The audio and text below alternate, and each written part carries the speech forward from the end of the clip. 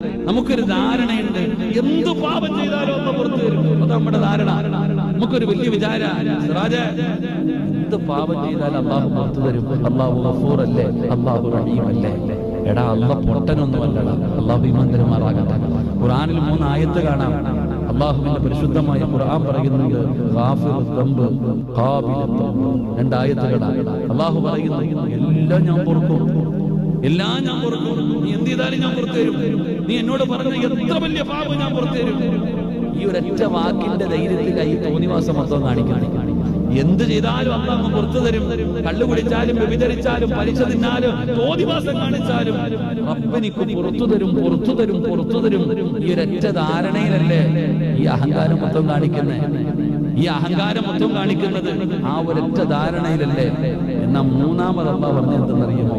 ഷദീദുൽ ഇഖാബ്. ഒരായത്ത് അള്ളാഹു പറയുന്നുണ്ട്, മോനെ ഞാൻ പിടിച്ചാ വിടൂലട്ടാ.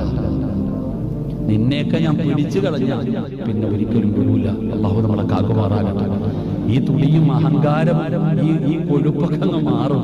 ഒരൊറ്റ പിടി അല്ല പിടിച്ചു കഴിഞ്ഞാൽ പിന്നെ നീ ഒടുക്കത്തെ പിടിയാതെ പിന്നെ ഒരിക്കലും രക്ഷപ്പെടില്ല.